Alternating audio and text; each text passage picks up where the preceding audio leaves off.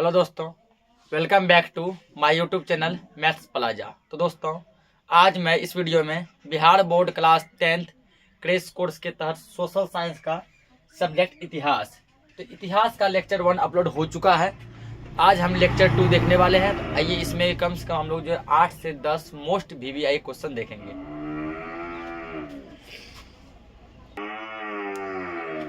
तो उसमें पहला जो क्वेश्चन दिया गया वो दिया है कि खूनी रविवार क्या है। खूनी रविवार क्या है, आइए पहले इसको हम लोग लिख लेते हैं, फिर हम लोग बहुत ही अच्छे तरीके से इसको समझेंगे। उत्तर खूनी रविवार क्या है।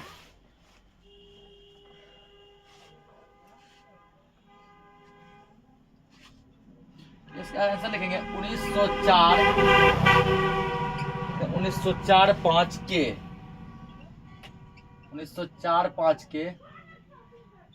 रूस जापान युद्ध में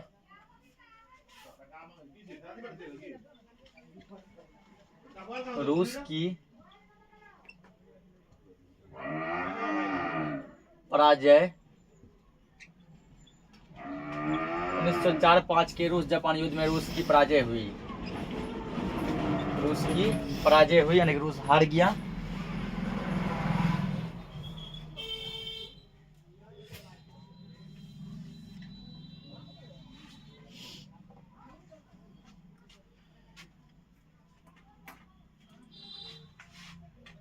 यह पराजय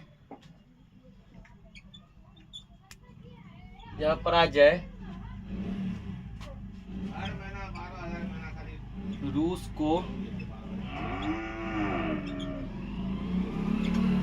बर्दाश्त नहीं हुआ।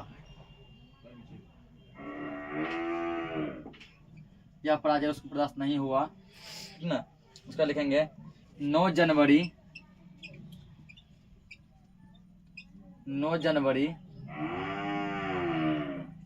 1905 को, ठीक है, 9 जनवरी 1905 को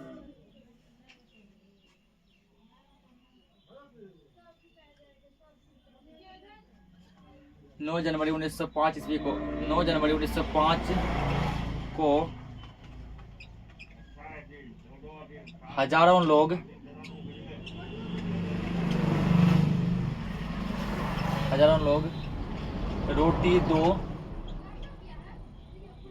रोटी दो का नारा लगाते हुए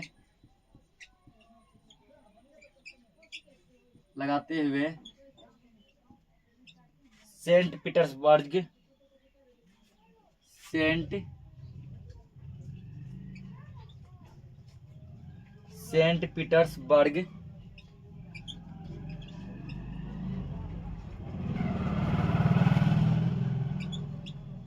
की ओर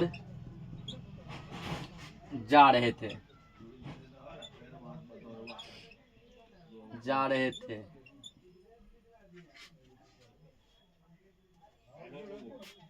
जार के आदेश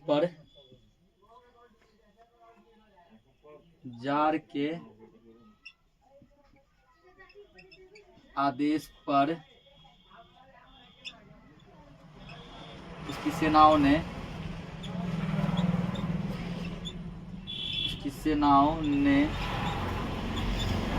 इस निहत्थे लोगों पर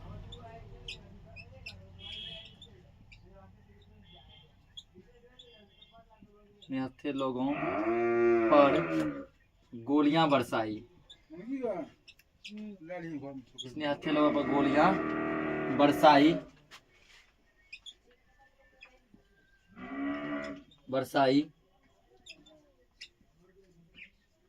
जिसमें हजारों लोग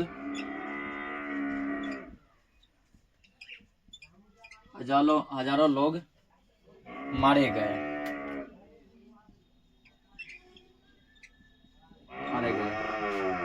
यह घटना रविवार के दिन रविवार के दिन हुई थी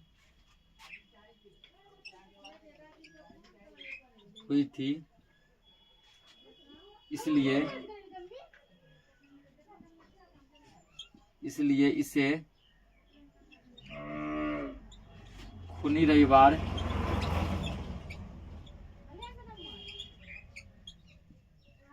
रविवार या लाल रविवार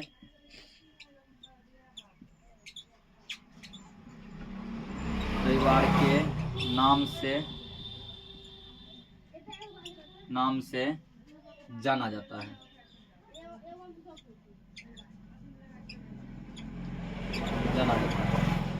समझो क्वेश्चन क्या हमारा, खूनी रविवार क्या है, खूनी रविवार क्या है, ठीक है ना। ये है हमारा क्वेश्चन। तो 1904-5 ईस्वी में, ठीक है ना, रूस और जापान के बीच क्या हुआ था, एक भयंकर युद्ध हुआ था, ठीक है ना। 1904 ईस्वी में युद्ध हुआ था, ठीक ना। और यह युद्ध करीब करीब लगभग 1 साल तक चला था। तो रूस और जापान के बीच जब भयंकर युद्ध हुआ तो उस युद्ध में जो है फाइनली क्या हुआ, तो रूस की पराजय हुई। रूस क्या हो गया, हार गया। उस युद्ध में क्या हो गया, रूस क्या हो गया, हार गया। तो रूस जो हारा तो रूस में क्या आ गया, पूरा गरीबी आ गई, ठीक ना। रूस के जनता पूरा तितर बितर हो गए, उसको खाने के लिए कुछ भी नहीं मिल रहा था। तो रूस के सभी जनता क्या किए, तो 9 जनवरी 1905 ईस्वी को 9 जनवरी 1905 ईस्वी को क्या किए, एक आंदोलन शुरू कर दिया, ठीक ना। और सभी जनता जो क्या किए, तो हल्ला बोल दिए, मतलब कि वो लोग विद्रोह किए। रोटी दो रोटी दो रोटी दो का नारा लगाते हुए सब सेंट पीटर्सबर्ग की ओर जा रहे थे। सेंट पीटर्सबर्ग क्या है यहाँ पे, ये राजा का महल है, ठीक ना। राजा, तो रूस में जो राजा थे, रूस में राजा क्या कहते हैं, जार कहते हैं। रूस में राजा क्या बोलते हैं, जार बोलते हैं, ठीक ना। तो रूस में जो राजा का जो महल जो था, जार का जो महल था, उस महल का नाम था सेंट पीटर्सबर्ग। महल का क्या नाम था, सेंट पीटर्सबर्ग। तो रूस की सभी जनता जो है अपने राजा की तरफ जो है रोटी दो रोटी दो रोटी दो का नारा लगाते हुए जा रहे थे। कब जा रहे थे, 9 जनवरी 1905 ईस्वी को। तो राजा जो है, जार जो है ना, कि रूस का जार जो है, यानी राजा पहले से ही बहुत गुस्सा में था, ठीक है ना, क्योंकि उसकी हार हुई थी, वो पराजय हुई थी। वो अपने सैनिक को आदेश दिए कि जितना भी आदमी आ रहा है ना, रोटी दो नारा लगाते हुए, सब पे गोली बरसा दो, सब पे क्या करो, गोली बरसा दो। तो जार के आदेश पर उसकी सेनाओं ने क्या किया, इस निहत्थे लोगों पर, सभी हाथ आदमी का नारा लगा रहा था, रोटी दो, किसी का हाथ में कोई हथियार नहीं था। तो इस निहत्थे लोगों पर जो है जार के आदेश पर उसकी सेनाओं ने क्या किया, अंधाधुंध गोली बरसा दिया। इस गोली बरसाने के क्रम में क्या हुआ, हजारों लाखों लोगों की मृत्यु हो गई, ठीक है। हजारों लाखों लोग क्या हुए, मारे गए, ठीक ना। यह घटना जो कब हुआ था, रविवार के दिन हुआ था, 9 जनवरी 1905 ईस्वी को। कौन सा दिन था, रविवार था। यह घटना रविवार के दिन हुआ था, इसीलिए जो है इस घटना को खूनी रविवार कहते हैं या फिर लाल रविवार कहते हैं, ठीक। खूनी रविवार इसलिए कहते हैं क्योंकि हजारों लाखों सैनिक जो मारे गए थे, ठीक ना, हजारों लाखों जो जनता जो मारे गए थे, सबका खून बहा था। कब बहा था, रविवार के दिन, ठीक। तो खूनी रविवार, या खून का रंग कैसा होता है, लाल होता है, इसलिए इसको लाल रविवार भी कहा जाता है, ठीक। ऑब्जेक्टिव में पूछ सकता है कि खूनी रविवार की घटना कब हुई थी, ध्यान रखना 9 जनवरी 1905 ईस्वी को, ठीक ना। खूनी रविवार की घटना कब हुई थी, तो 9 जनवरी 1905 ईस्वी को। इसको नोट करो, अगला क्वेश्चन देखते हैं। अगला क्वेश्चन क्या दिया है, लेनिन का संक्षिप्त परिचय दे। लेनिन का संक्षिप्त परिचय दे। संक्षिप्त का मतलब है छोटा, संक्षिप्त यानी कि छोटा, यानी कि लेनिन कौन था, इसका परिचय देना, ठीक ना। तो हम लोग पहले इसका लिख लेते हैं, फिर समझेंगे, ठीक है। लेनिन का जन्म रूस के सिम्बर्स्क नामक, तो लेनिन का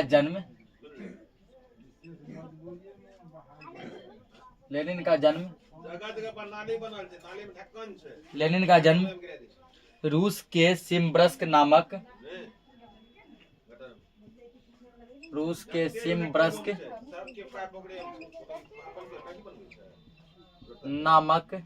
गांव में, सिम्बर्स्क नामक गांव में 1870 ईस्वी में हुआ था। 1870 में हुआ था।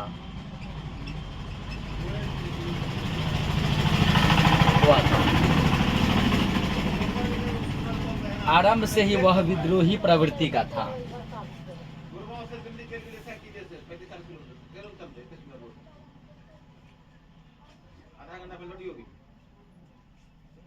आरंभ से ही वह विद्रोही विद्रोही प्रवृत्ति का था।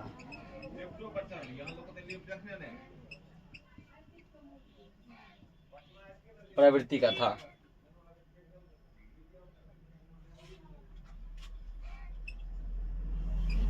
वह साम्यवाद से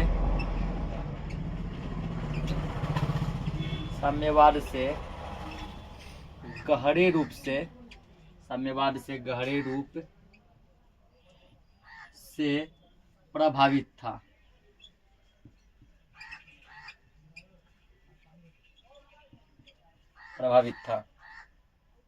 उसके नेतृत्व में बोल्शेविक क्रांति हुई। उसके नेतृत्व में बोल्शेविक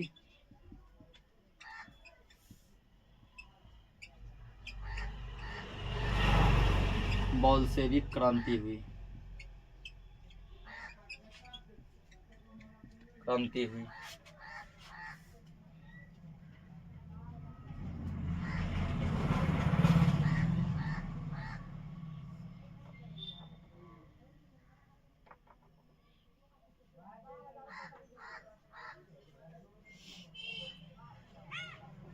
देखो 1921 ईस्वी में 1921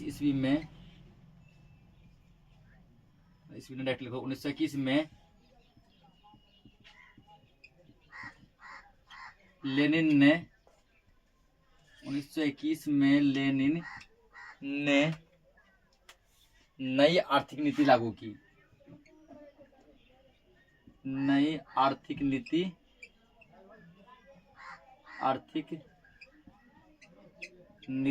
की। लागू की।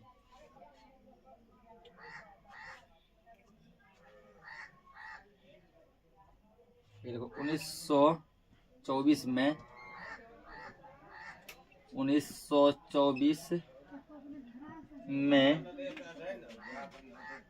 लेनिन की मृत्यु हो गई।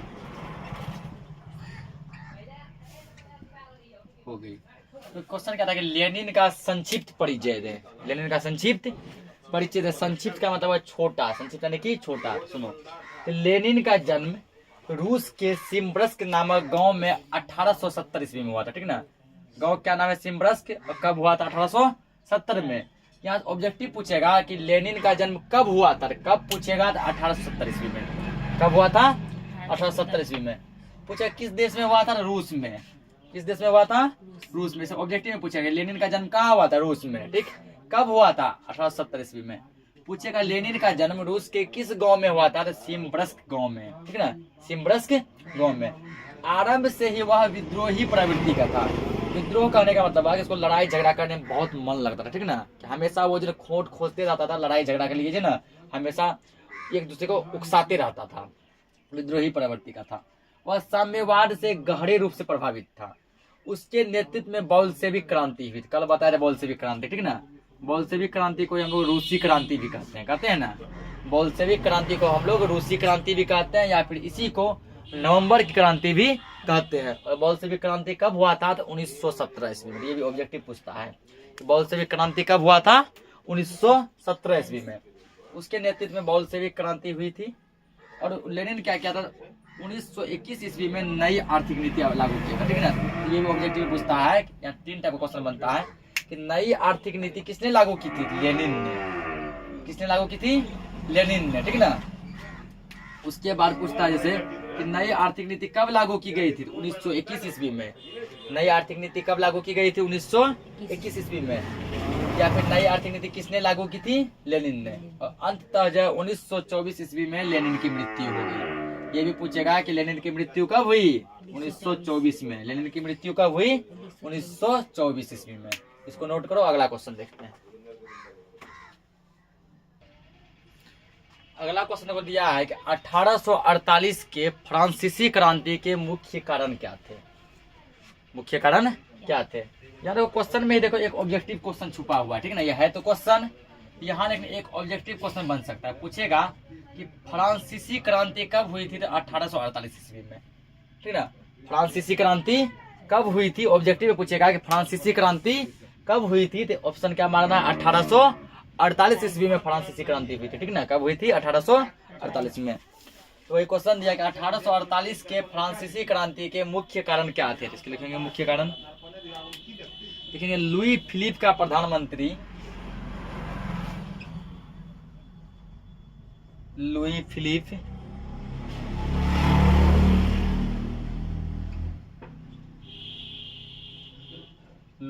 का प्रधानमंत्री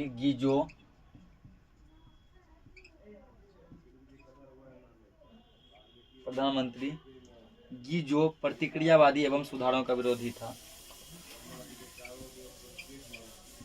गीजो प्रतिक्रियावादी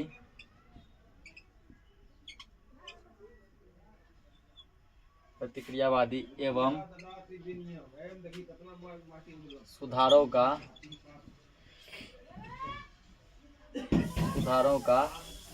विरोधी था।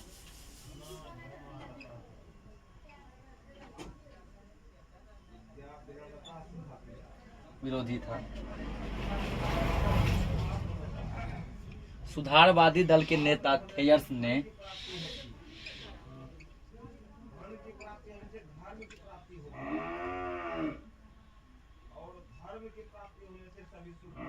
सुधारवादी दल के नेता थेयर्स ने 22 फरवरी 1848 को पेरिस में सुधार भोज का आयोजन किया। थेयर्स ने 22 फरवरी 1848 को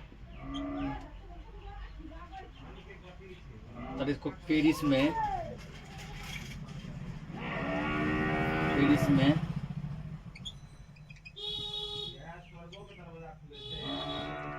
सुधार भोज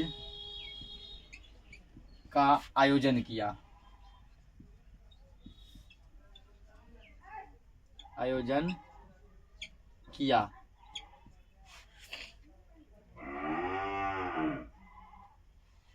राजा ने इस पर रोक लगा दी। राजा ने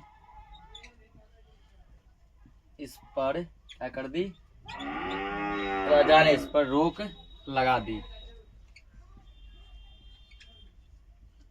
राजा ने इस पर रोक लगा दी।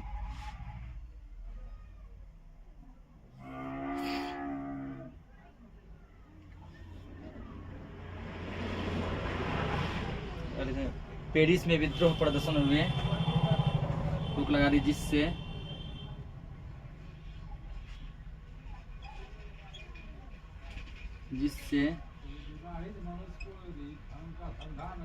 पेरिस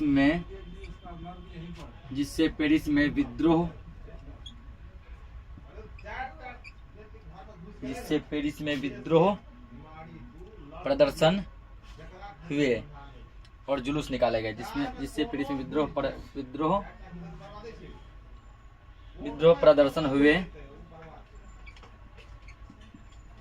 प्रदर्शन हुए और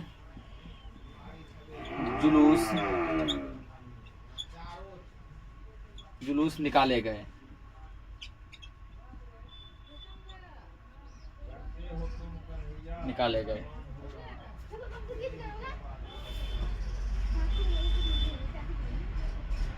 इस पर पुलिस ने गोली चला दी, जिसमें अनेकों लोग मारे गए। इस पर पुलिस ने गोली चला दी,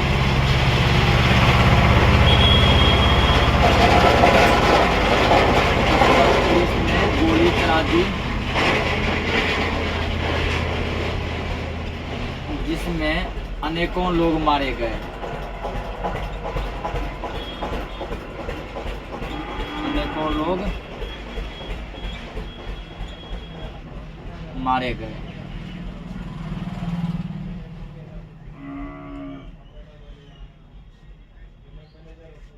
क्रोधित जनता ने क्रोधित जनता ने लुई फिलिप को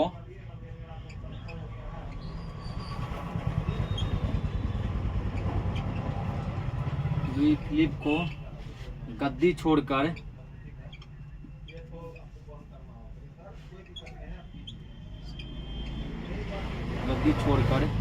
इंग्लैंड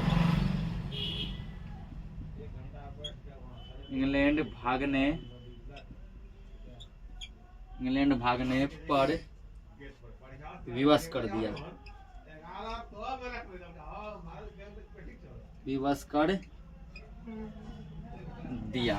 समझो इसको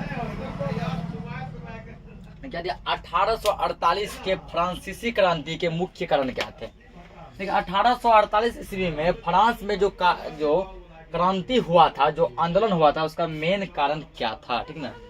तो उस टाइम जो है फ्रांस के जो फ्रांस के राजा थे वो थे लुई फिलिप। कौन थे? Louis Philippe. तो ये क्वेश्चन पूछ सकता है कि फ्रांसीसी क्रांति के दौरान फ्रांस के राजा कौन थे? Louis Philippe. फ्रांसीसी क्रांति के दौरान वहां के राजा कौन थे? Louis Philippe. तो लुई फिलिप का प्रधानमंत्री था गीजो। कौन था लुई फिलिप का प्रधानमंत्री? गीजो। और ये लुई फिलिप कौन थे? वहां के राजा थे। गीजो क्या था? प्रतिक्रियावादी एवं सुधारों का विरोधी था। यानी जो आदमी अच्छे आदमी थे, ठीक ना, जो अच्छा काम करता था उसका ये विरोध करता था कि तुम अच्छा काम काहे करता है, ठीक, तुम अच्छा काम काहे करता है। सुधारवादी दल के नेता थेयर्स, और अच्छा काम जो करते थे, जो सुधारवादी दल थे, जो बढ़िया बढ़िया काम करते थे, लोगों को अच्छी बात बताते थे, ठीक ना, उसके नेता थे थेयर्स। कौन थे? थेयर्स क्या किए? तो 22 फरवरी 1848 को पेरिस में सुधार भोज का आयोजन किया। ये भी क्वेश्चन पूछ सकता है कि सुधार भोज का आयोजन कब किया गया था? तो 22 फरवरी 1848 ईस्वी को, ठीक। या और ऐसे पूछ सकता है कि सुधार भोज का आयोजन कहाँ किया गया था? तो पेरिस में। कहाँ किया गया था? पेरिस में। सुधार भोज का आयोजन किसने किया था? थेयर्स ने, ठीक ना। इतना सारा ऑब्जेक्टिव बन सकता है। तो जब ये क्या किया, तो 22 फरवरी 1848 को पेरिस में सुधार भोज का आयोजन किए थे, राजा इस पर रोक लगा दी। राजा कौन? लुई फिलिप, ठीक ना। लुई फिलिप इस पर क्या किए? रोक लगा दिए कि ये जो है भोज नहीं होगा। राजा सोच रहे थे कि यदि ये सुधार भोज कराता है, बहुत सा जनता वहां जाएंगे, तो जनता वो जाएंगे, थेयर्स उसमें उसको अच्छी अच्छी बातें बताएंगे, तो सब जनता हमसे नफरत करने लगेगा, ठीक ना, और जनता मेरा साथ नहीं देगा। ये सब सोच के राजा क्या किया, तो इस भोज पर रोक लगा दिया, जिससे पेरिस में विद्रोह प्रदर्शन हुआ और जुलूस निकाले गए। तो पेरिस में क्या हुआ, तो इसके जो भोज का जो रोक जो लगाया, ठीक, सब जनता विद्रोह करने लगे कि आखिर ऐसा क्या कारण था कि भोज पर रोक लगा दिया गया, ऐसा क्या कारण था कि भोज नहीं होने दिया। सब जनता पूरा विद्रोह किए, ठीक ना, और क्या सब जुलूस निकाले कि आखिर ऐसा क्यों किया गया, आखिर ऐसा क्यों किया गया। मतलब सब रोड पे आ गए, राजा के विरोध करने लगे। इस विरोध पे क्या किया था, पुलिस ने उसमें गोली चला दी। पुलिस क्या की, उसमें गोली चला दी, जिसमें हजारों लाखों लोगों की मृत्यु हुई, मतलब अनेकों लोग मारे गए, ठीक ना। अनेकों लोग जो गए, जो लोग मर गए सो तो मर गए, जो लोग जीवित थे वो जनता पूरा क्रोधित हो गए, पूरे गुस्से में आ गए, ठीक। और क्रोधित जनता ने क्या किया, लुई फिलिप को गद्दी छोड़कर भागने पर मजबूर कर दिया। तो बोला हमारे जो है ना जो है फ्रांस से गद्दी छोड़ो, इतना मजबूर किया, पर विवश कर दिया कि लुई फिलिप को अंत में अपना राजगद्दी छोड़ के कहाँ भागना पड़ गया, इंग्लैंड भागना पड़ गया। इसको नोट करो, अगला क्वेश्चन देखते हैं। तो अगला जो क्वेश्चन है वो क्या दिया है, इटली तथा जर्मनी के एकीकरण में ऑस्ट्रिया की क्या भूमिका थी। तो इटली भी अलग अलग भागों में टूटा हुआ था, ठीक, ये जुड़कर एक होना चाहता था। जर्मनी भी अलग अलग भागों में टूटा हुआ था, ये भी जुड़कर एक होना चाहता था। ऑस्ट्रिया इन दोनों को एक होना ठीक ना नहीं देखना चाहता था, ठीक ना। ऑस्ट्रिया इन दोनों को एक नहीं होने देना चाहता था। ऑस्ट्रिया की भूमिका क्या थी, ऑस्ट्रिया भी देश है, इटली भी देश है, जर्मनी भी देश, यही इसमें पूछा गया है। पहले लिख लेते हैं फिर हम लोग समझेंगे।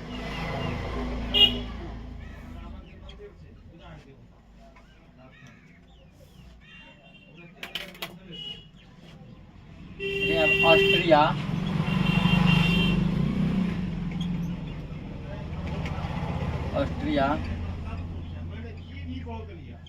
इटली और जर्मनी के एकीकरण का विरोधी था। इटली और जर्मनी के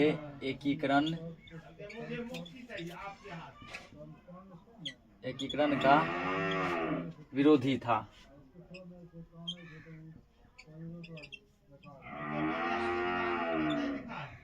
विरोधी था।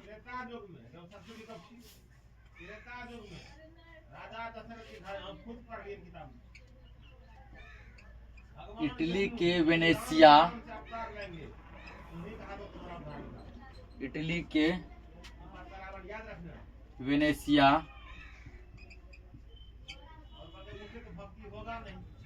इटली के वेनेशिया और लोम्बार्डी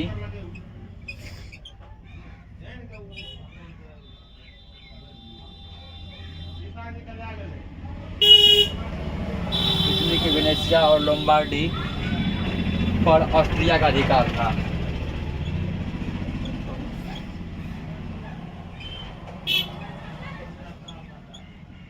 ऑस्ट्रिया का अधिकार था।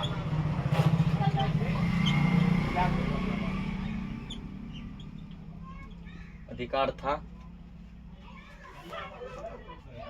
सेडोवा के युद्ध में ऑस्ट्रिया की पराजय के बाद सेडोवा के युद्ध में सेडोवा के युद्ध में ऑस्ट्रिया के पराजय के बाद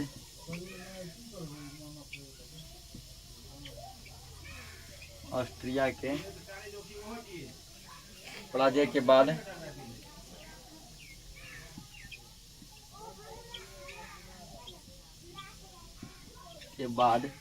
उसका प्रभाव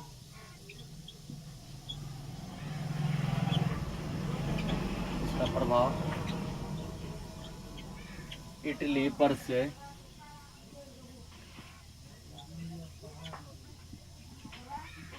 समाप्त हो गया।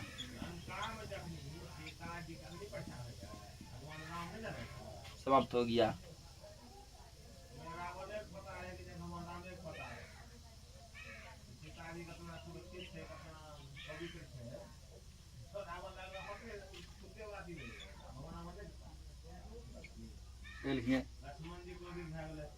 जर्मनी ऑस्ट्रिया के अधीन शक्तिहीन संघ राज्य था। जर्मनी ऑस्ट्रिया के अधीन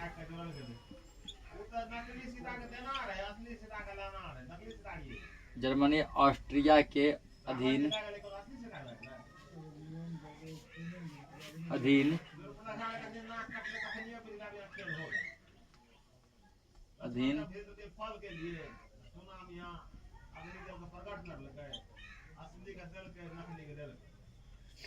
जर्मनी ऑस्ट्रिया के अधीन शक्तिहीन संघ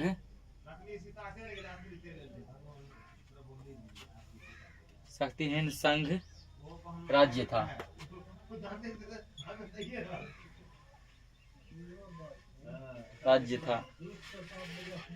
उत्तरी जर्मन महासंघ की स्थापना के बाद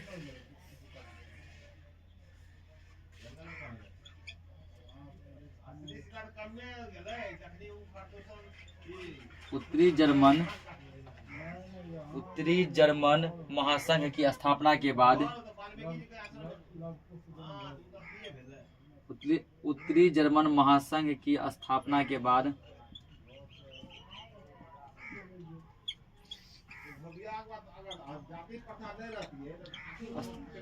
उत्तरी जर्मन महासंघ की स्थापना के बाद जर्मनी से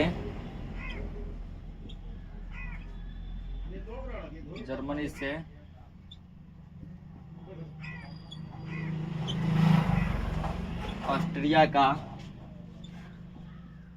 प्रभाव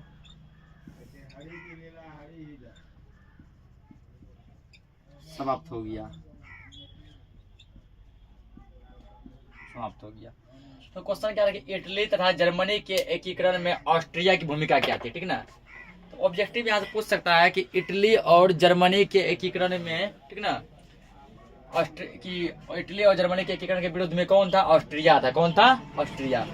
ऑस्ट्रिया इटली और जर्मनी के एकीकरण का विरोधी था। मतलब ये चाहता था कि इटली आपस में नहीं जुटे, जर्मनी भी आपस में नहीं जुटे। ये क्या था? विरोधी था उसका, ठीक ना। ऑस्ट्रिया का इटली पर भी कब्जा था, ऑस्ट्रिया का जर्मनी पर भी कब्जा था। इटली के वेनेशिया और लोम्बार्डी पर ऑस्ट्रिया का अधिकार था। इटली का दो जगह, एक वेनेशिया और एक लोम्बार्डी, एक वेनेशिया और एक लोम्बार्डी, इन दोनों जगहों पर ऑस्ट्रिया क्या किया था, अपना अधिकार करके रखा था, अपना कब्जा करके रखा था, ठीक ना। इटली के वेनेशिया और इटली के लोम्बार्डी जगह पर ऑस्ट्रिया क्या किया था, अपना कब्जा करके रखा था। फिर हुआ क्या था, ऑस्ट्रिया और इटली के बीच सेडोवा का युद्ध हुआ, ठीक ना। सेडोवा के युद्ध के बाद क्या हुआ, तो ऑस्ट्रिया की पराजय हुई, ऑस्ट्रिया हार गया। ऑस्ट्रिया क्या हुआ, हार गया। तो ऑस्ट्रिया हार गया तो इटली पर से इसका प्रभाव समाप्त हो गया। क्या हो गया, समाप्त। यहाँ एक देखो एक युद्ध आया, सेडोवा का युद्ध, ठीक ना, सेडोवा का युद्ध। ये क्वेश्चन तो पूछ सकता है कि सेडोवा का युद्ध कब हुआ था, ठीक। सेडोवा का युद्ध कब हुआ था, ध्यान रखना। सेडोवा का युद्ध हुआ था 1866 ईस्वी में।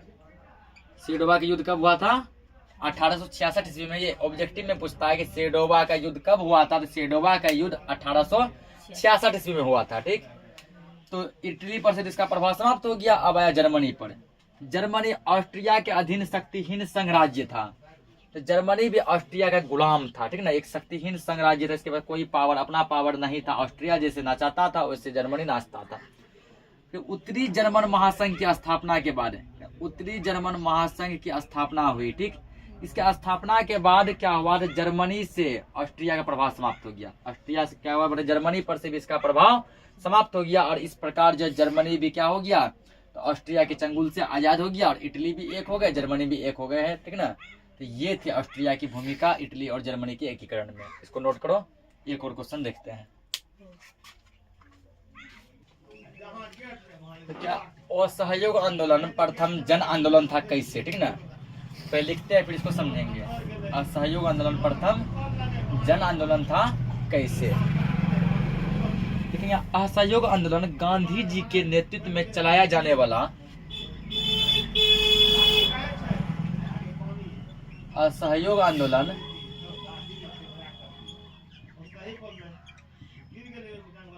असहयोग आंदोलन गांधी जी के नेतृत्व में चलाया जाने वाला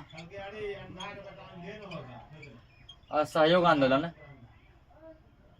गांधी जी के नेतृत्व में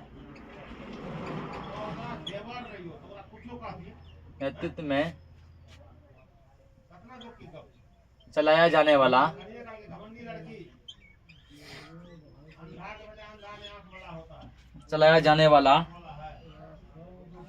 प्रथम जन आंदोलन था।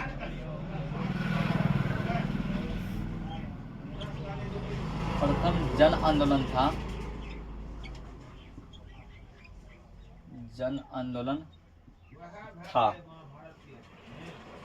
इसमें असहयोग और बहिष्कार की नीति प्रमुखता से अपनाई गई। इसमें असहयोग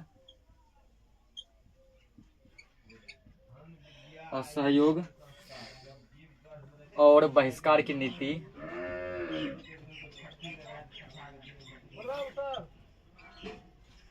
असहयोग और बहिष्कार की नीति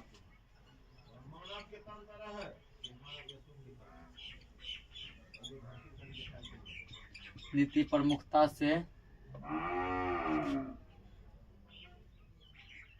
से अपनाई गई।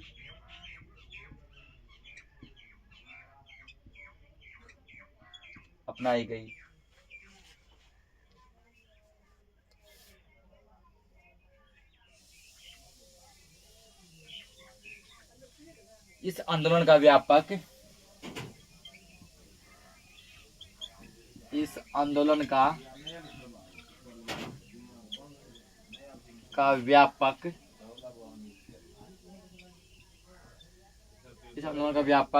जनाधार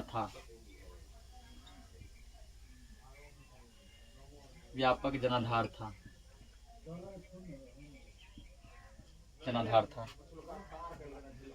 शहरी क्षेत्र में मध्यम वर्ग तथा ग्रामीण क्षेत्रों में शहरी क्षेत्र में मध्यम वर्ग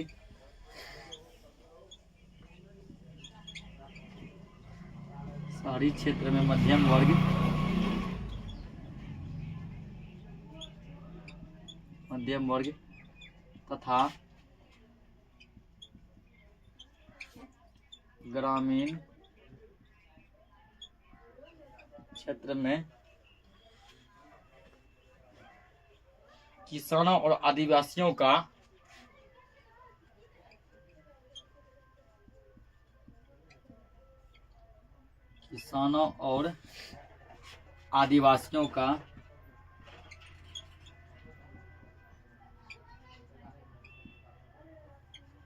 आदिवासियों का व्यापक समर्थन मिला। व्यापक समर्थन मिला।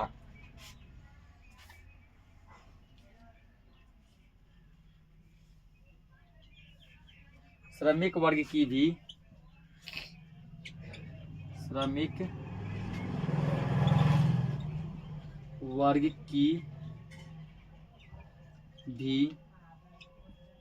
इसमें भागीदारी रही।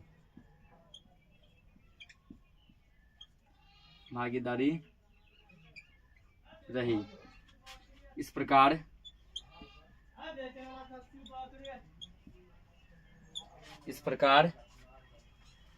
यह पहला जन आंदोलन बन गया। इस प्रकार यह पहला जन आंदोलन बन गया।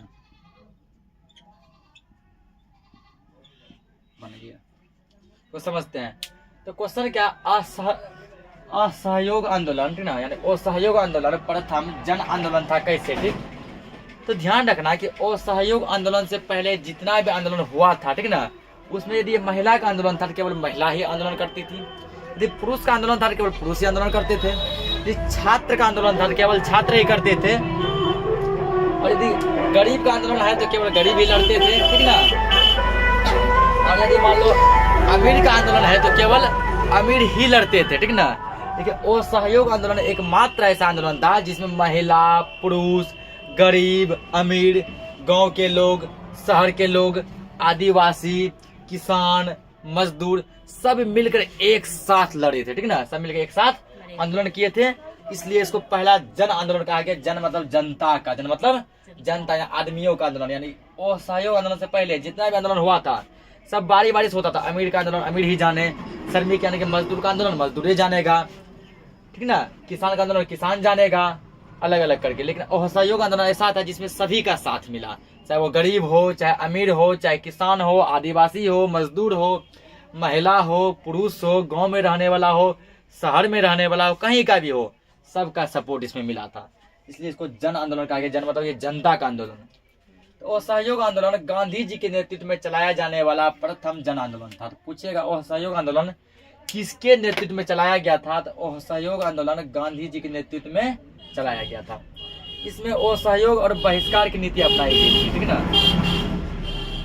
इस आंदोलन का व्यापक जनाधार था, मतलब कि जनता के लिए ही ये आंदोलन था, ठीक। शहरी क्षेत्र के मध्यम वर्ग यानी शहर का भी आदमी साथ दिया, ग्रामीण क्षेत्रों के किसान साथ दिए, आदिवासी साथ दिए, सबका सपोर्ट मिला, ठीक ना। श्रमिक वर्ग यानी कि मजदूर लेबर का भी समर्थन मिला। इस प्रकार जो है असहयोग आंदोलन को प्रथम जन आंदोलन कहा गया। तो आज के लिए इस लेक्चर को इतना ही रखते हैं, मिलते हैं फिर नेक्स्ट लेक्चर में। तब तक के लिए जय हिंद।